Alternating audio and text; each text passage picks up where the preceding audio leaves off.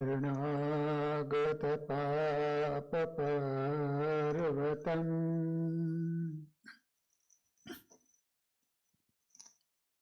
ગણયિત્વા ન તદીયસદગુણમ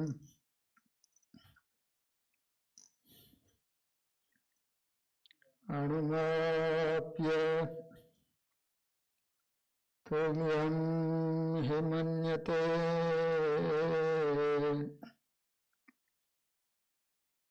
સહજાનંદ ગુરુમ ભજે સદા.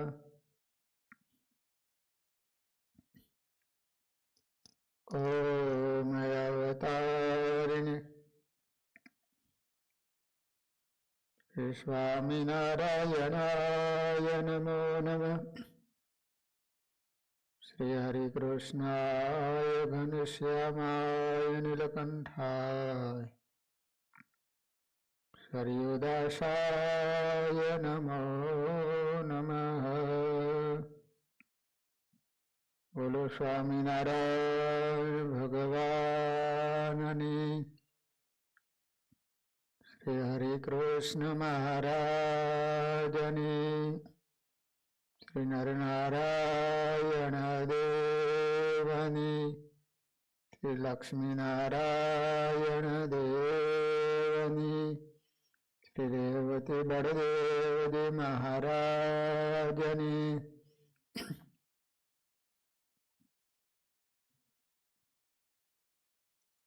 શ્રીમદ ભાગવતજીના 10મ સ્કંદની અંદર રહેલા બાલકૃષ્ણ પરમાત્માના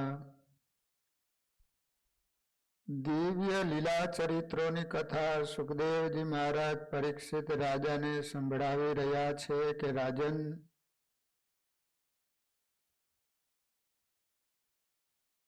ઇન્દ્રને અભિમાન આવી ગયું હતું.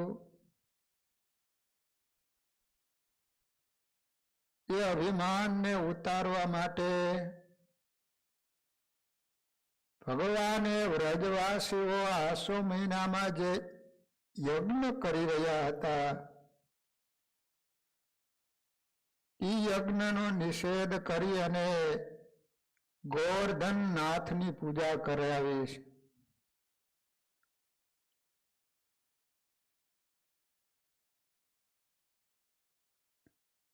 અને ઇન્દ્રનો યજ્ઞ નહીં થવાને કારણે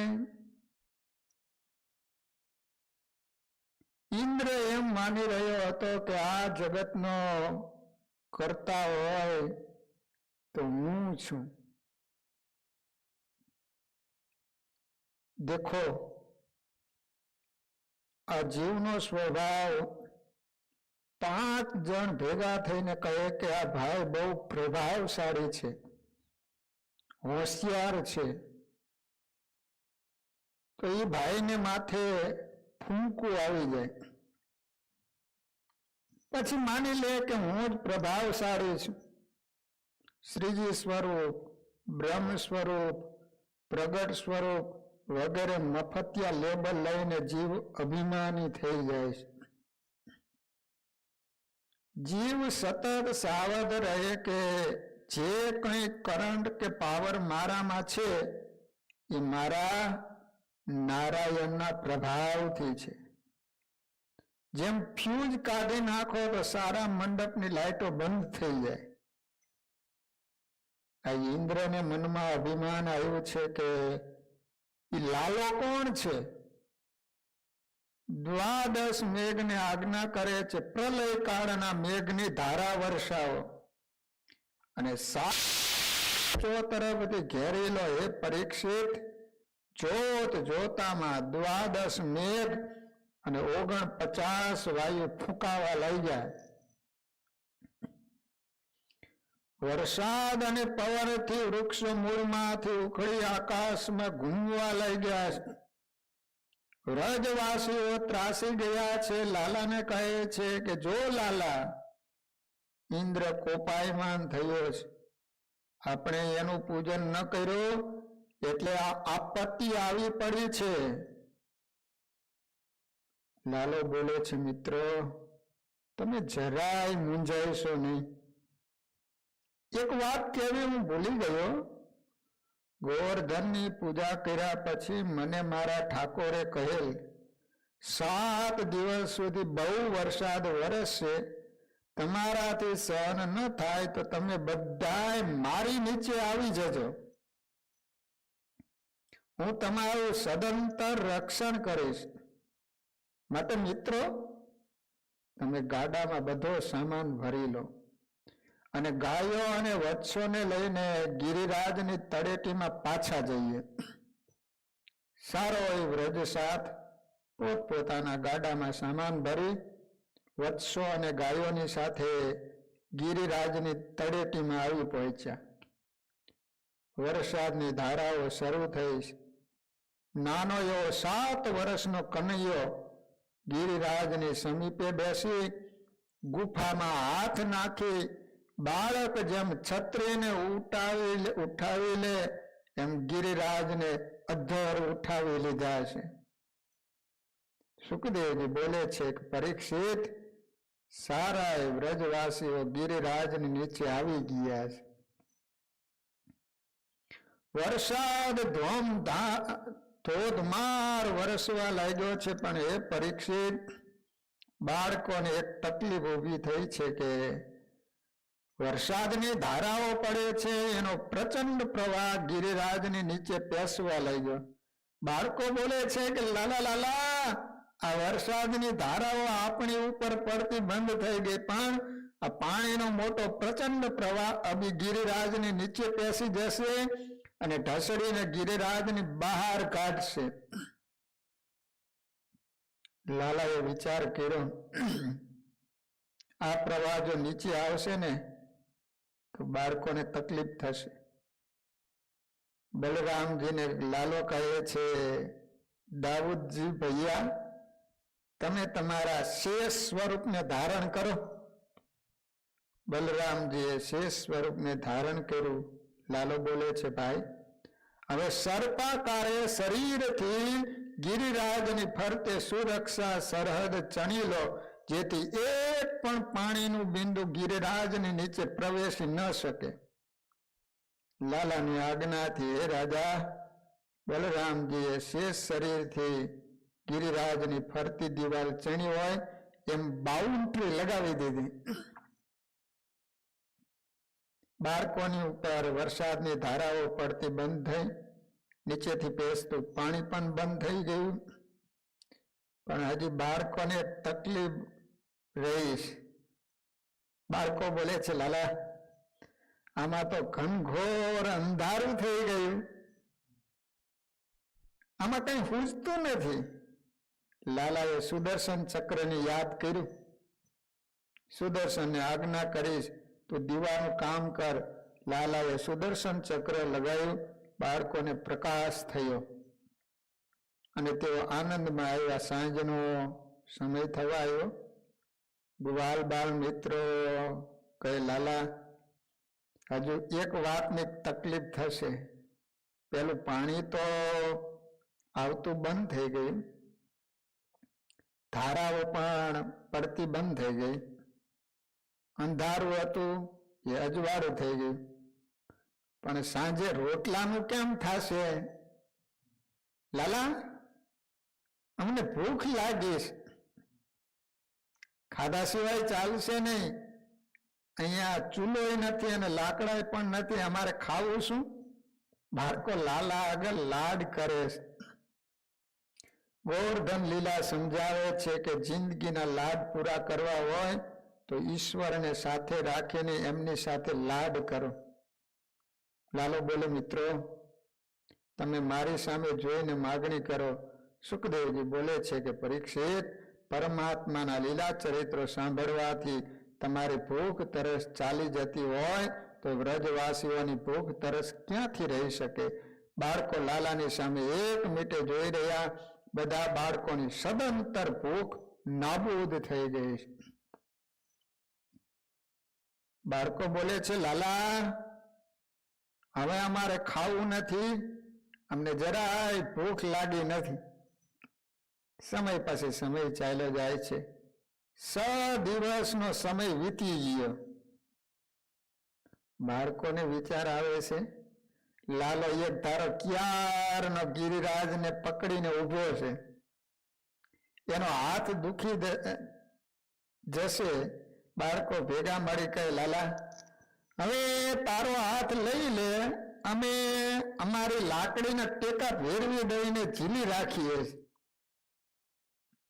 લાલાએ ટચલી આંગળી ઉપર આખો ગોવર્ધન પર્વતને ચાલ્યો છે. લાલો હાથ સહેજ લેવા જાય ત્યાં તો ગિરિરાજ બોલે છે, લાલા જાગજે, અમે બધા મરી જઈશું. ગિરિરાજ હમણાં નીચે પડી જશે. જિંદગીમાં ટેકો લો તો શ્રી નારાયણનો લો, ભગવાનનો લો. સમર્થનું શરણું લેવાથી જીવન ટકી શકે છે. નિર્બળનો ટેકો શું કામનો? પ્રભુ એક જ એવી મહાન શક્તિ છે કે એમનો આશ્રય કરવાથી જિંદગી સર્વ રીતે બધા દુઃખોની વચ્ચે પણ સ્થિર અને શાંત રહી શકે છે. ભગવાનના ટેકા સિવાય બાકીના ટેકા નાશવંત છે. સભાની વચમાં માણસ માઇક પકડી બોલતો હોય છે કે ફલાણા ભાઈ પ્રમુખ થાય છે, એમાં અમારો ટેકો છે. પણ ટેકો આપનાર ટેકાને ખભા ઉપર મૂકીને ક્યારે ચાલતો થઈ જાય એ પ્રમુખને પણ ખબર ન પડે. માટે જિંદગીમાં ટેકો લો ને તો ભગવાનનો લો. નારાયણના ટેકાથી જીવ સુખી થાય છે. 7મે દિવસે ઇન્દ્ર ઐરાવત બેસીને વ્રજમાં આવે છે. પરીક્ષિત, આજે ઇન્દ્રને ભાન થયું છે. ઇન્દ્રનું અભિમાન હટી ગયું છે. એને પોતાની ભૂલ સમજાણી છે. તેને ભાન થયું છે કે હું તો શ્રી નારાયણનો દાસ છું. એમનું આપેલા ઐશ્વર્ય ભોગવું જ. એમની આગળ હું પાવર બતાવવા ગયો તો હું હારી ગયો.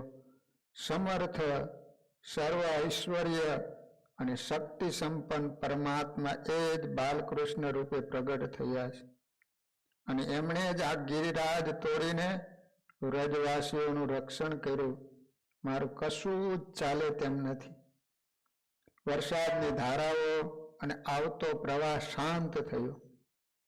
પરમાત્મા બોલે છે, મિત્રો હવે તમે બધા બહાર નીકળો. વરસાદ શાંત થઈ ગયો છે. બધા વ્રજવાસીઓ પહાડમાંથી બહાર આવ્યા. ગિરિરાજને યથાસ્થાને પ્રભુએ પધરાવ્યા. ઇન્દ્ર પરમાત્માની પ્રાર્થના કરે છે. સુરભી ગાયથી અભિષેક કરી લાલાનું ગોવિંદ એવું નામ પાડવામાં આવ્યું છે. પરમાત્માનું ગોવિંદ નામ પાડવાથી સારા વ્રજસાદ ખુશ બન્યો છે. વ્રજવાસીઓ વિજયના ઉલ્લાસમાં પરમાત્માના નામનું સ્મરણ કરતા, પરમાત્માના અનેક ઉપકારોને યાદ કરતા કરતા પોતપોતાના સ્થાને ગયા છે.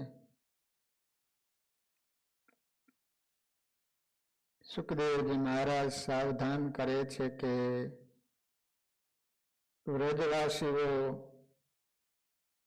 ભગવાનના પ્રભાવને યાદ કરતા કરતા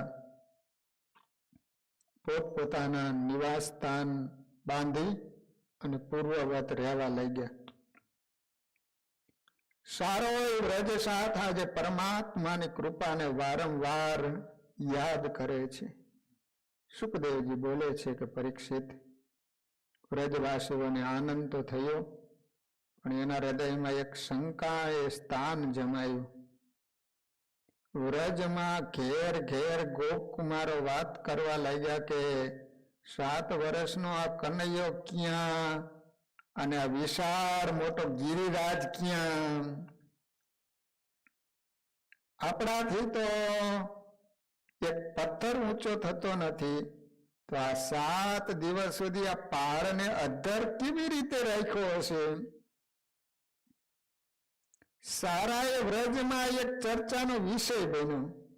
હે પરીક્ષિત, એવા સમયમાં ઉપનંદ નામના ગોપ ત્યાં આવે. ઉપનંદ કાકા બોલે છે કે આજે બધા વ્રજવાસીઓ શું ચર્ચા કરો છો? ગોપ કુમારો બોલે છે કે કાકા આજે તો સારા વ્રજમાં એ ચર્ચા થાય છે કે 7 વર્ષનો કનૈયો ક્યાં, પેલા વિશાળ મોટા ગિરિરાજ ક્યાં? કાકા અમને પણ શંકા થયા કરે છે કે 7 વર્ષના કનૈયાએ પાડને અધર કેવી રીતે રાખ્યો હશે? ઉપનંદ કાકા બોલે છે કે તમને તો આજે શંકા થાય છે, પણ મને તો એ જ્યારે જન્મ્યો ને ત્યારથી એમાં શંકા થયા કરે છે કે નંદ યશોદા ગોરા અને કનૈયો કાલો કહેશે ભાઈઓ. એ શંકા તો જન્મ્યો ત્યારથી મને રહ્યા કરે છે. વ્રજવાસીઓ બોલે છે કે તો પછી આ શંકાનું સમાધાન કરવું જોઈએ. ઉપનંદ કાકા કહે છે કે પણ આ શંકાનું સમાધાન કોની પાસે કરાવું?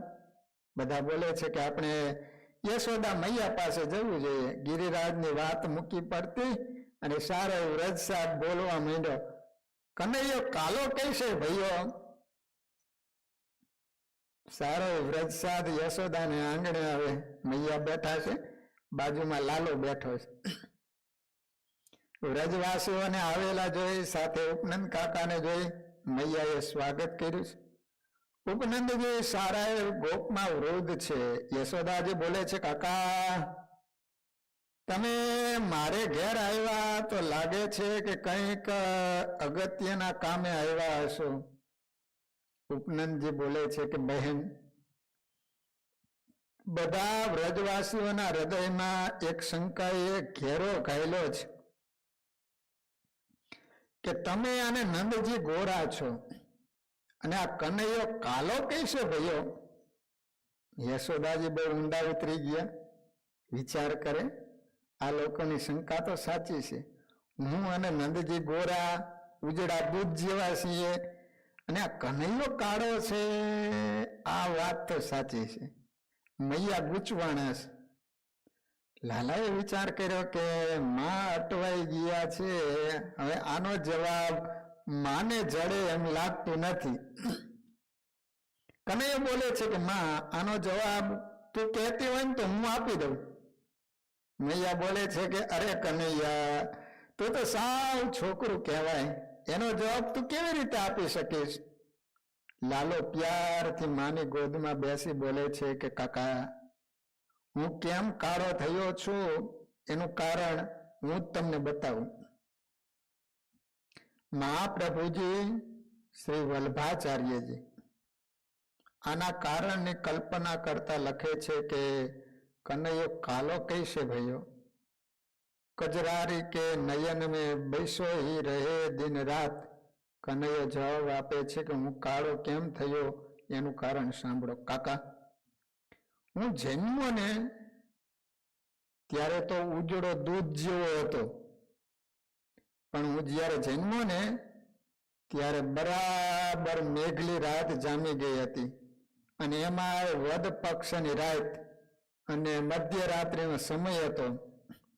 અને જ્યારે હું જન્મ્યો ને ત્યારે મારી માએ ઓરડામાં દીવો પણ નહોતો કર્યો અને માં જાગતી પણ નહોતી. એટલે સારી રાત્રે અંધારામાં આડોટ્યા કર્યો એટલે અંધારું મને ચોંટી ગયું, એટલે હું કાળો થયો છું. બાકી તો હું તો ઉજળો જ જન્મ્યો હતો. મૈયા બોલે છે હા લાલા, તારું કેવું સાવ સાચું છે. તું જન્મ્યો ત્યારે મને તો કઈ ખબર પણ નહોતી, પણ લાલા મથુરામાંથી સાબુ મંગાવીને તને યમુનાજીમાં લઈ જઈશ અને જે અંધારું તને ચોંટી ગયું છે ને બધું હાબુથી ઘસી ઘસીને કાઢી નાખીશ. લાલો બોલે માં તું સાબુના લાટા બગાડ્યા જ કરજે, પણ મને જેમ જેમ ધોઈશ એમ હું વધારે,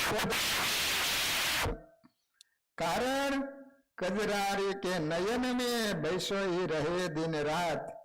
શ્રી મહાપ્રભુજી વલ્લભાચાર્યજી બોલે છે કે કનૈયો કાળો કેમ છે એનું કારણ કનૈયો પોતે જ આપે છે.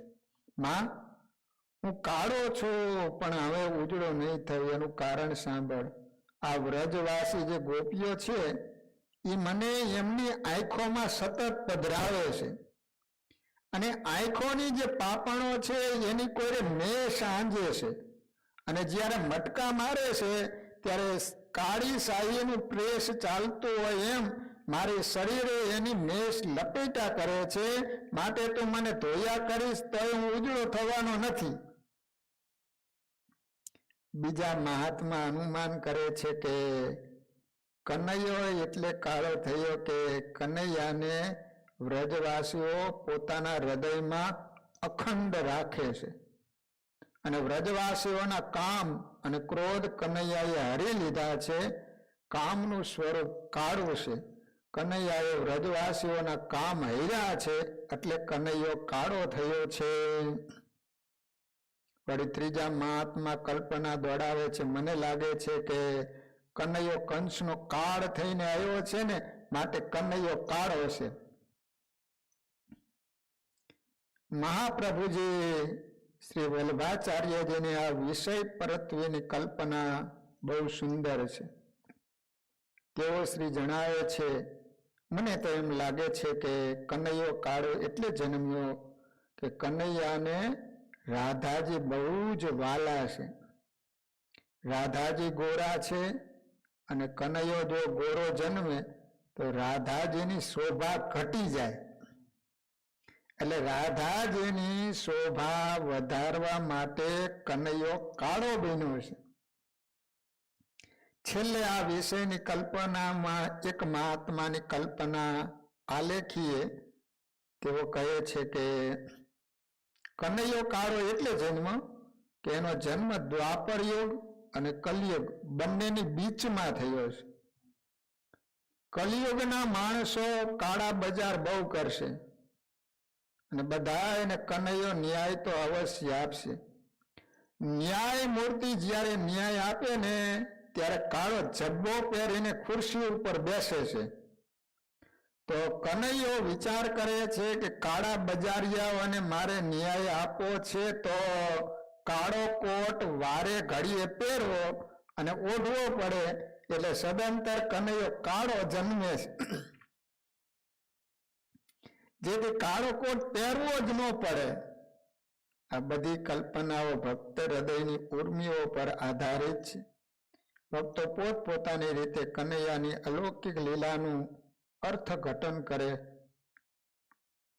સુખદેવજી મહારાજ રાજા પરીક્ષિતને હવે બરાબર સાવધાન કરે છે.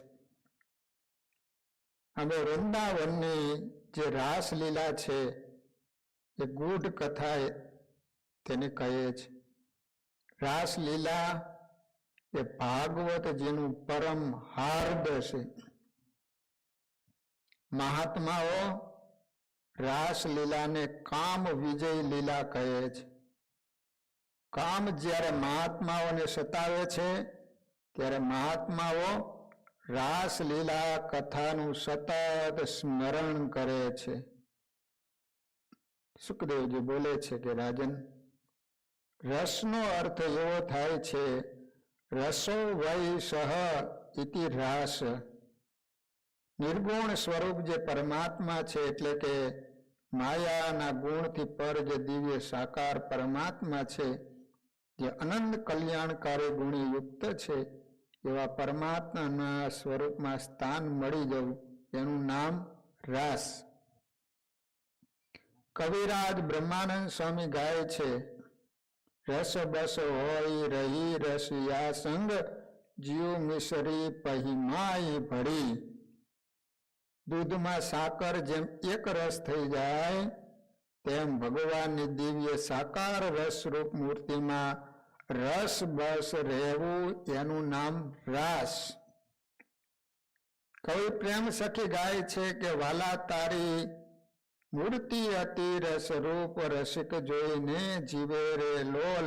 વાલાએ રસના ચાખણા હાર છાસ તે નવ પીવે રે લોલ. આ પંક્તિઓમાં વર્ણવેલ અતિ રસરૂપ ભગવાનની મૂર્તિમાં અખંડ વૃત્તિ રાખવી, જીવન જીવવું અને ભગવાનના સુખી સુખિયા રહેવું એનું નામ કહેવામાં આવે છે રાસ. સ્ત્રી અને પુરુષના ભાવને છોડી આત્મા અને પરમાત્માનું ગાઢ સ્નેહમાં મિલન થવું એનું નામ છે રાસ. સુખદેવજી બોલે છે કે રાજન, હવે કનૈયો 7 વર્ષની ઉંમરે પહોંચ્યો છે. આજે એને યાદ આવે છે મેં ચિરહરણની લીલા પ્રસંગે ગોપીઓને વર આપ્યો છે કે આવતી શરદ પૂર્ણિમાની રાત્રિમાં મારું અને તમારું મધુર મિલન થશે. તો આજે એ વરને સાર્થક કરું. પરમાત્માએ વેણુને હોઠ ઉપર મૂકી વેણુમાંથી સૂર છૂટો કર્યો છે. પરીક્ષિત, વ્રજની અંદર કોઈ ગોપીઓ ગાયો દોવે છે, કોઈ ગોપી બાળકોને સ્તનપાન કરાવે છે, કોઈ ગોપી ઘરમાં ગાર લીપે છે. આ ગોપીઓને કાને વેણુનું નાદ સંભળાય છે. સારી ગોપીઓનું મન નારાયણની તરફ ખેંચાવા લાગ્યું. જેના પ્રત્યે ગાઢ સ્નેહ છે એને માણસ હંમેશને માટે ચાહતો હોય છે. પ્રેમની દિશાને માણસ પૂરી ક્યાં સમજે છે? માણસમાં ઉપરથી દેખાતો દૈહિક પ્રેમ એનું નામ સાચો પ્રેમ નથી, પણ મોહ છે, મોહ. પ્રેમ તો બલિદાનની વેદિકા ઉપર જન્મતો હોય છે. પ્રેમને પ્રાણના બલિદાનથી પોષણ મળે છે. તેને પોતાનું શિર હાથમાં લેવાની ત્રેવડ છે, તે જ સાચા પ્રેમનો અનુભવ કરી શકે. કવિએ ગાયું છે કે પ્રેમ પંથ પાવકની જ્વાળા ભાળી પાછા ભાગે જો માહી પડ્યા તે મા સુખ માણે દેખનાર દાજે જો. હરિનો માર્ગ છે સુરાનો નહીં કાયરનું કામ. પ્રથમ પહેલું મસ્તક મૂકી વળતો લેવું નામ. આજે વ્રજવાસીઓનો પ્રેમ સમજણપૂર્વકનો છે. વેણુના શબ્દો ગોપીઓને કાને પડ્યા છે. ગોપીઓને શરીરનું ભાન નહીં રહેવાને કારણે વેણુના અવાજ તરફ દોડવા લઈ ગઈ છે. કેટલીક ગોપીઓ ગાયો દોવાનું કામ કરતી હતી તો બોઘરણા ત્યાં ને ત્યાં મૂકીને દોડવા લાગી.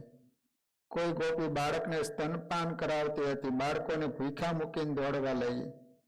કેટલીક ગોપીઓ ઘરમાં ગાર કરતી હતી, ગારવાળા હાથ ધોવા ઊભી ન રહી.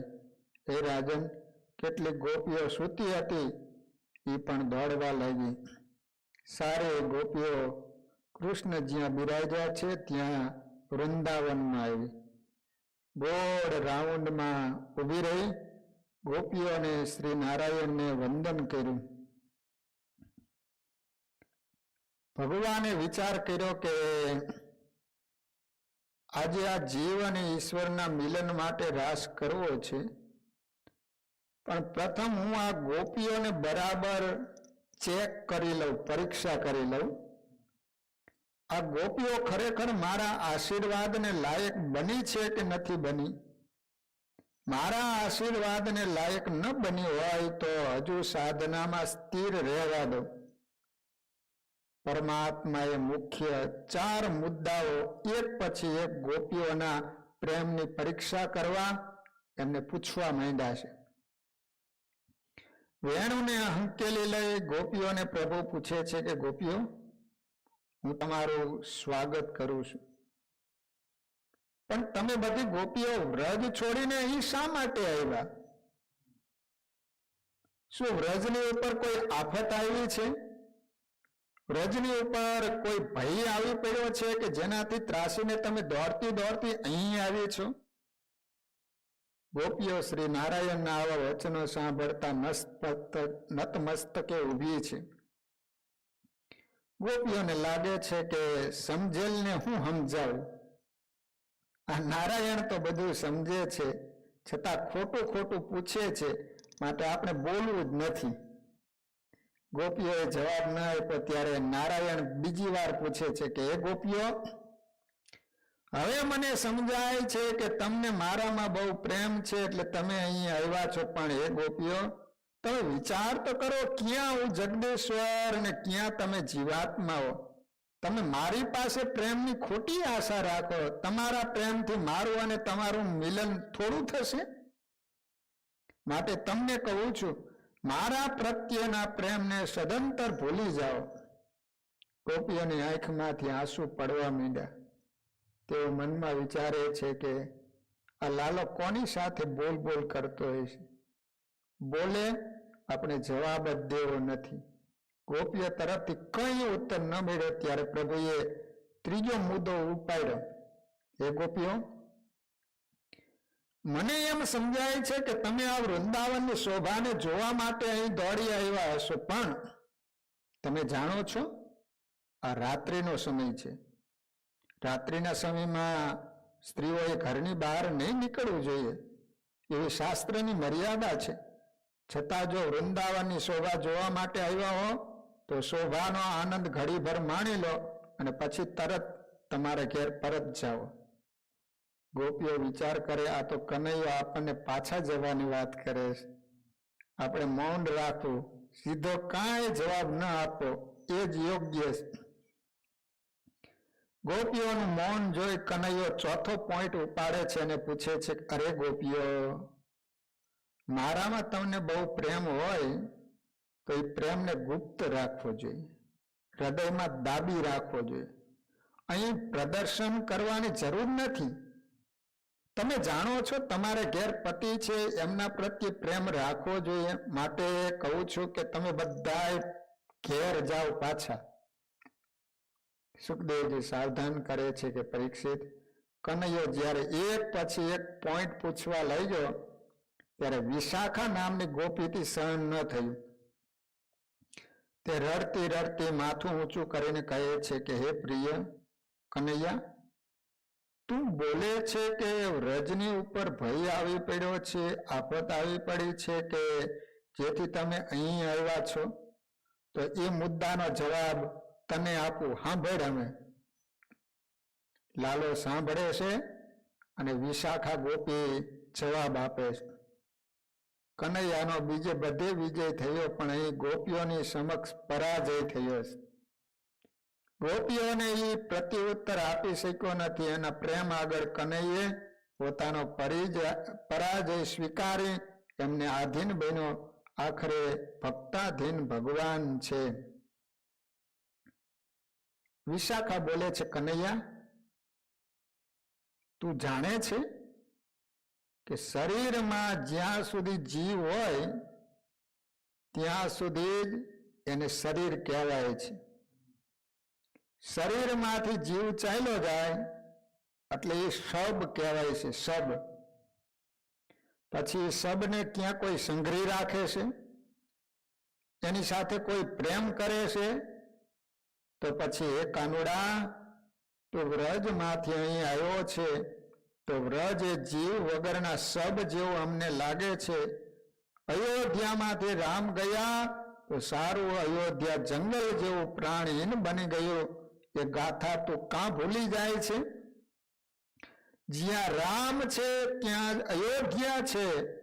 તો પછી કનૈયા, વ્રજમાં તું હતો ત્યાં સુધી વ્રજ અમને વાલું હતું, સુખમય લાગતું હતું, પણ તું નીકળી ગયો તો વ્રજ વસમું બની ગયું છે.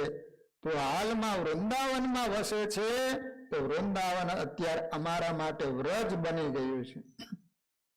માટે વ્રજને છોડી વૃંદાવનમાં તારી પાસે દોડી આવ્યા છીએ. બરાબર સમજ્યો? વિશાખાનો મર્મ ભરેલો જવાબ કનૈયો સાંભળી રહ્યો છે. ત્યાં બાજુમાં રહેલી રંગવેણી નામની ગોપીએ માથું અધોર કર્યું અને બોલી, લાલા, તે બીજા પોઈન્ટમાં અમને એવું પૂછ્યું, તમારે મારા વિશે બહુ પ્રેમ છે, પણ એ વિજાતીય પ્રેમ છે. પ્રેમ સજાતીયમાં હોવો જોઈએ. વિજાતીય તમારા પ્રેમથી મારું અને તમારું મિલન નહીં થાય. હું જગદીશ્વર ક્યાં અને તમે જીવાત્મા ક્યાં? લલા, તારા મુદ્દાનો જવાબ બરાબર સાંભળી લે. એકવાર અમે યમુનાજીનું પાણી ભરવા જતા હતા લાલા. એ વખતે એક વૃક્ષની ડાળી ઉપર ચકોર નામનું પક્ષી ચંદ્રમાની સામે એક મીટે જોઈને બેઠું હતું. અમે ચકોરને પૂછ્યું, ચકોર તો આકાશમાં જોઈને શું બેઠું છે? ત્યારે એક કનૈયા ચકોરે સરસ જવાબ આપ્યો, બહેન મને આ ચંદ્રમામાં બહુ પ્રેમ છે, હું ચંદ્રની સામે જોઈને જીવ્યા કરું છું. લાલા, ત્યારે એ ચકોરને કહ્યું, ચકોર તારો આ પ્રેમ ખોટો છે. ક્યાં આકાશમાં દૂર દૂર ચંદ્રમા અને ક્યાં મૃત્યુ લોકમાં ઝાડ ઉપર તું બેઠો છે. તારો અને ચંદ્રમાનો કોઈ કાળે મેળાપ થશે નહીં. આ લોકના કોઈ પ્રાણી કે પદાર્થ સાથે પ્રેમ કરતો કદાચ મિલન થવાની શક્યતા છે, પણ એ ચકોર તારું અને ચંદ્રનું મિલન કોઈ રીતે સંભવિત નથી. એ કનૈયા બરાબર સાંભળજો. તું કહે છે કે હું જગદીશ્વર ક્યાં અને તમે જીવ ક્યાં? તમારા પ્રેમથી તમારું અને મારું મિલન થવાની નથી, એનો જવાબ હું આપું છું. કનૈયા, અમે આવું કહ્યું ને ત્યારે ચકોરે જવાબ આપ્યો, બહેન મારા હૃદયમાં શ્રદ્ધા અને વિશ્વાસ છે કે મેં જેની સાથે પ્રેમ બાંધ્યો છે એ એકવાર અવશ્ય મને મળશે. ગોપીઓ બોલે છે, પણ એ ચકોર એ તને કેવી રીતે મળશે? ચકોર સમજાવે છે, ગોપીઓ હું ચંદ્રમાની સામે પ્રેમથી જોઈ અંતે શરીરથી બળીને ખાખ થઈ જઈશ. પ્રેમમાં ખાખ થઈશ, પછી મારા શરીરની રાખ આ વૃક્ષની નીચે પડશે. તમે જાણો છો કે આ યમુનાજી બહુ પવિત્ર છે, તો યમુનાજીમાં સ્નાન કરવા શિવજી મહારાજ અવશ્ય આવશે. શિવજી આવશે તો કૈલાસથી ચાલતા ચાલતા અહીં આવશે, તો અહીં પહોંચતા બરાબર રાત થઈ જશે. શિવજી મહારાજને અહીં આવતા રાત પડી જાય, પછી અહીં ને અહીં તેઓ વિશ્રાંતિ લેશે. સવારે તેઓ યમુનાજીમાં સ્નાન કરશે, પછી એને પૂજામાં ચિતા ભસ્મની જરૂર પડશે. ત્યારે તેઓ પાર્વતીને કહે છે, દેવી પૂજા કરવી છે, ક્યાંકથી ચિતાની રાખ લઈ આવો. અને ભવાની રાખ ગોતતી નીકળશે. અહીં શમશાન તો છે નહીં, આજુબાજુમાં ક્યાંય રાખ નથી. એ વખતે મારી જે રાખ પડી હશે એના ઉપર પાર્વતીજીનું ધ્યાન જશે. ધ્યાન જતાની સાથે પાર્વતી મારી રાખને ઉઠાવી લેશે અને એ રાખ શિવજીના હાથમાં આપશે અને શિવજી પોતાના ભાલ પ્રદેશમાં લગાવશે. શિવજીના ભાલમાં તો ચંદ્રમાં બિરાજે છે, ત્યારે ચકોર અને ચંદ્રનું મિલન થઈ જશે.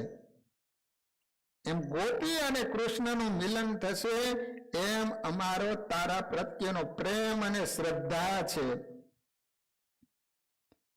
રંગવેણીની વાત પૂરી થઈ ત્યાં તો બાજુમાં ઉભેલી પ્રભાવતી ગોપીએ માથું અધર કર્યું અને બોલે છે, લાલા તું એમ કહે છે કે આ જંગલની શોભા જોવા માટે તમે આવ્યા છો?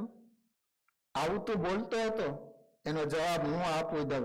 કનૈયા, પ્રેમ શું ચીજ છે એ સમજાવવા માટે તારે એકવાર ગોપી થવું પડશે. નીતિ એમ કહે છે કે પ્રેમ શું ચીજ છે એ સમજવા માટે મરદે એકવાર સ્ત્રી થવું પડે. સ્ત્રી દિલ સિવાય પ્રેમની ગાથા મરદ સમજી શકતો નથી. લાલા, તું કહે છે તમે વન જોવા માટે આવ્યા છો, પણ લાલા ગોપીઓનો પ્રેમ જોવો હોય ને તો તારે એકવાર ગોપી થવું પડશે. ત્યારે તને અનુભવ થશે કે આ સ્ત્રી દિલનો પ્રેમ કેવો હોય છે. આ મુદ્દો સમજાવવા પ્રભાવતી રામાયણના એક પ્રસંગનો બહુ સરસ દાખલો આપે છે. મેઘનાદની શક્તિ લક્ષ્મણજીને છાતીમાં લાવી છે. સુસેન નામનો વૈદ ભલામણ કરે છે, દ્રોણાચલ પર્વત ઉપર મૃત સંજીવની ઔષધિ છે, એ લાવો તો જ ઈલાજ થશે. ત્યારે હનુમાનજી લાવવા માટે તૈયાર થયા. સુષણ વેદ કહે છે કે જો મારુતિ, આ ઔષધિનો એવો પાવર છે કે દિવસ ઉગતા પહેલા આવે તો જ ઔષધિ કામ કરે. દિવસ ઉગ્યા પછી તમે લાવશો તો એનો પાવર ખલાસ થઈ જશે. પછી લક્ષ્મણજી જીવતા થશે નહીં. માટે દિવસ ઉગ્યા પહેલા તમે લાવજો. પ્રભાવતી બોલે છે, કનૈયા બરાબર સાંભળજો કે પ્રેમ શું કામ કરે છે.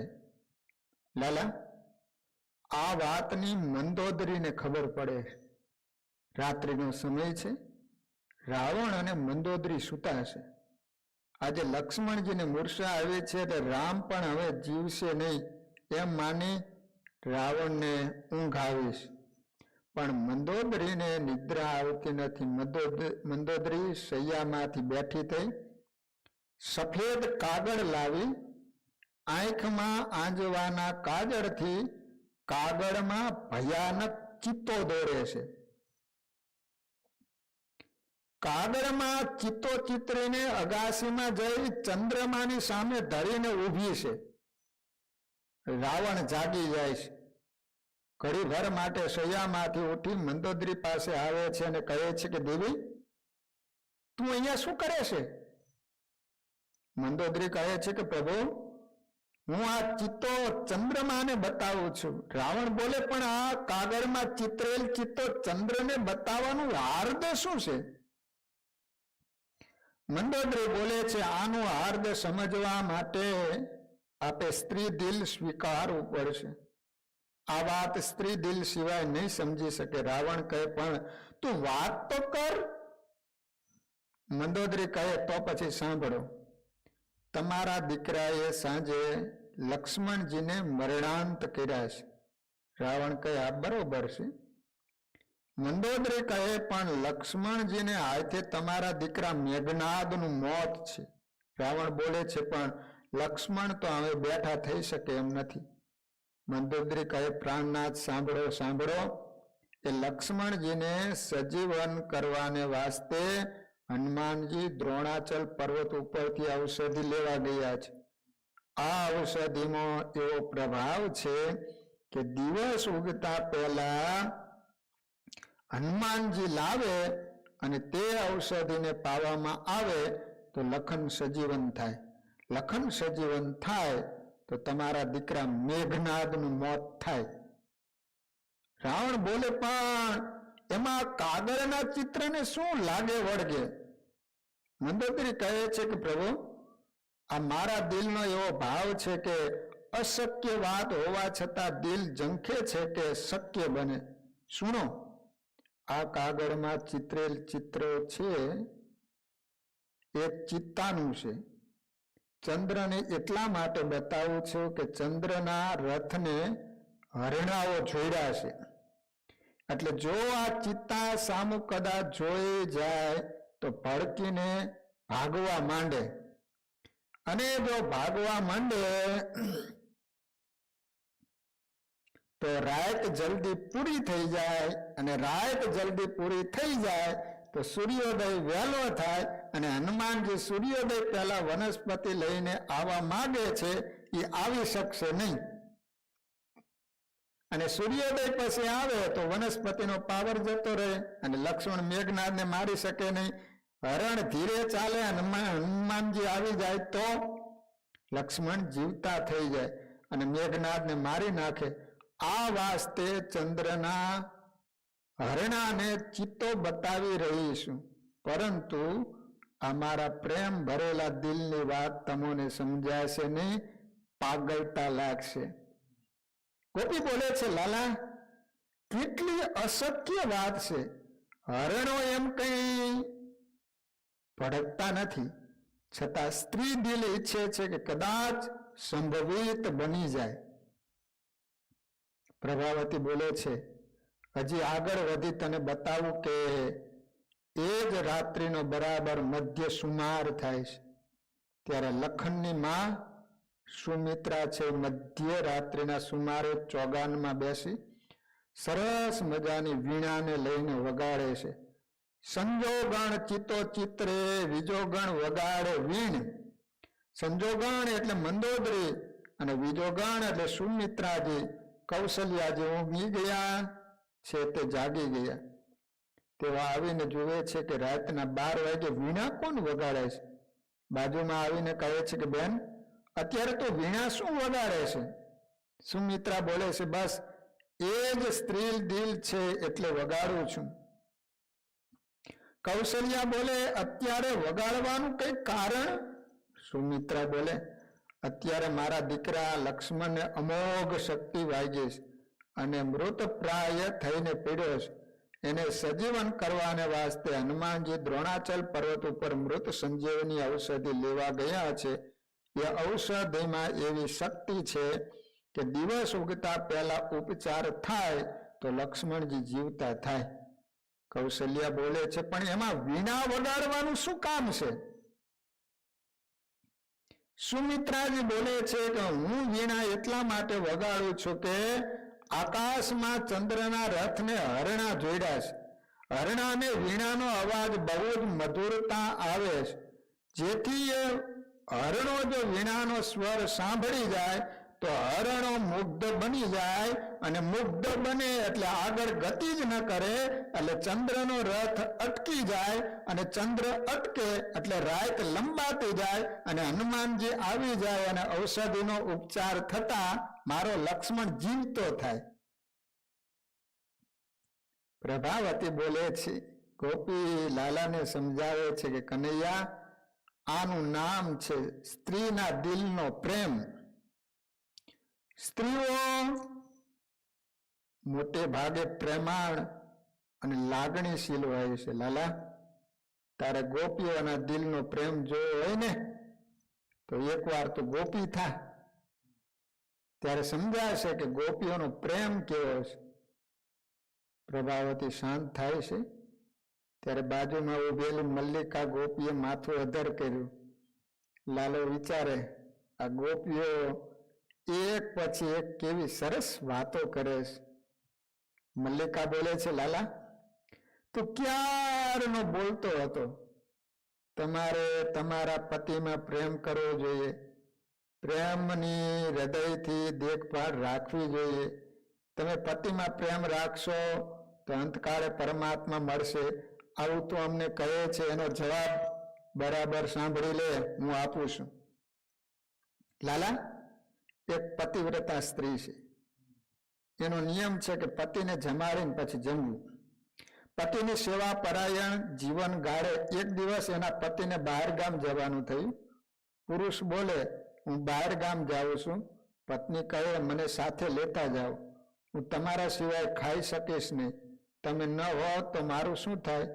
ત્યારે લાલા, પેલો પુરુષ બોલે, તને સાથે લઈ જવી પોષણ થાય એમ નથી, પણ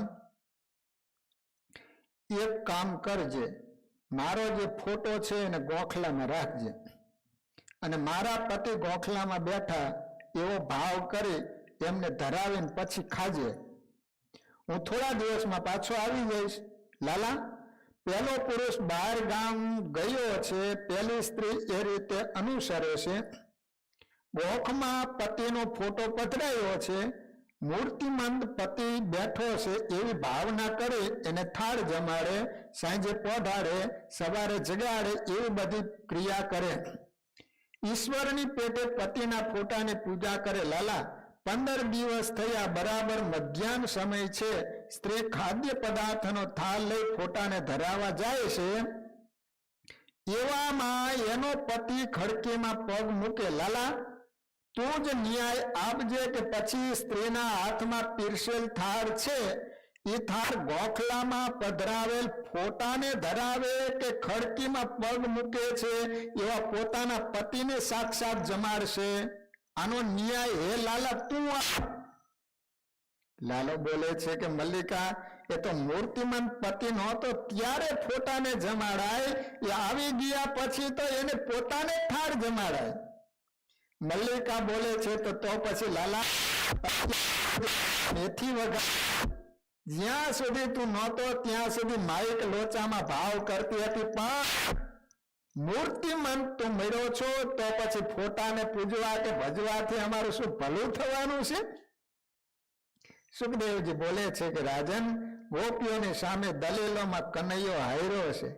કનૈયાની કોઈ કાર્ય ન ફાવે ત્યારે કનૈયો બોલે છે કે તમને મારે વિશે પ્રેમ હોય તો એક જ આજ્ઞા કરું છું કે તમે ઘેર પાછા જાઓ. બધી ગોપીઓ નિરાશ બની ગઈ. તેમની આંખોમાંથી આંસુ જાય છે. ગોપીઓના વૃંદે હાથ જોડ્યા અને સમૂહમાં બોલવા લાગે છે, હે લાલા, તારી આજ્ઞા છે, અમે પાછા ઘેર જઈએ, પણ અમારા બંને પગ તારા ચરણ પાસેથી એક ડગલું પણ ખસતા નથી. તો અમે વ્રજમાં કેવી રીતે જઈએ અને ત્યાં જઈને કરીએ પણ શું? કનૈયો બોલે, ગોપીઓ, તમારે વ્રજમાં પાછું નથી જવું એટલે બાના કાઢો છો. હું મારી યોગ શક્તિથી તમને ઉઠાવી વ્રજમાં પહોંચાડી દઈશ. ગોપીઓ જવાબ આપે છે કે લાલા, કદાચ તે યોગ શક્તિથી અમને ઘેર પહોંચાડી દઈશ તો ઘેર જઈને અમે શું કરીશું?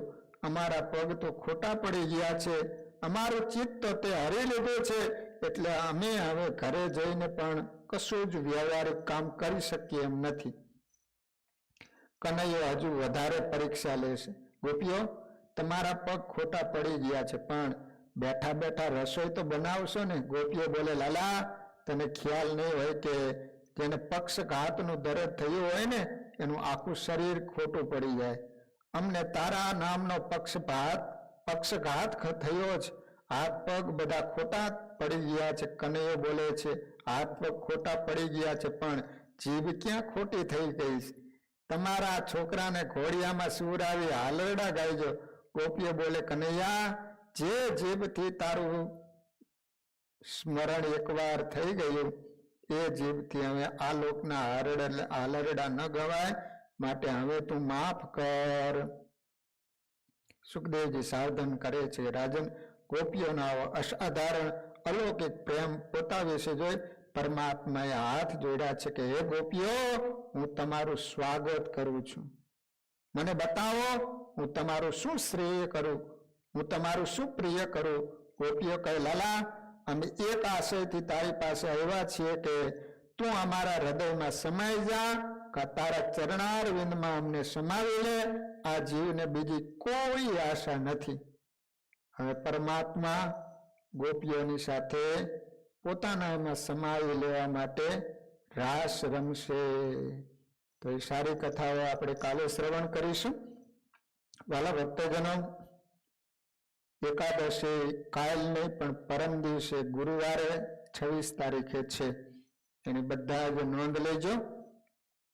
શ્રીપતિમ શ્રીધરમ સર્વદેવેશ્વરમ ભક્તિધરમ આત્મજ વાસુદેવો મરે માધવમ કેશવમ કામદમ કારણ સ્વામિનારાયણ નીલકંઠમ ભજે સહજાન સંહરા.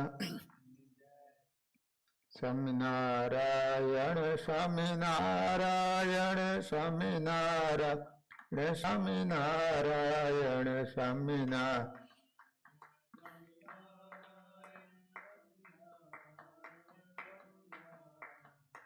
સ્વામિનારાયણ સ્વામિનારાયણ સ્વામિનારાયણ સ્વામિનારાયણ સ્વામિનારાયણ.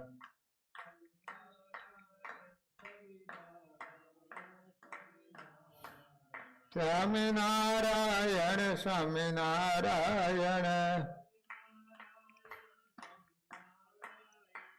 સ્વામિનારાયણ સ્વામિનારાયણ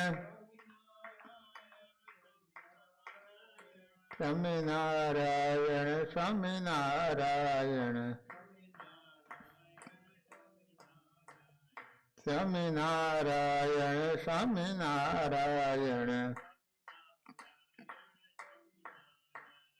સ્વામિનારાયણ સ્વામિનારાયણ સ્વામિનારાયણ. સહજાન સ્વામી મહારાજની, હરિકૃષ્ણ મહારાજની, નરનારાયણ દેવની, લક્ષ્મીનારાયણ દેવની, રેવતી બળદેવજી મહારાજની. બધા જ હરિભક્તોને ઘણા ભાવથી જય સ્વામિનારાયણ.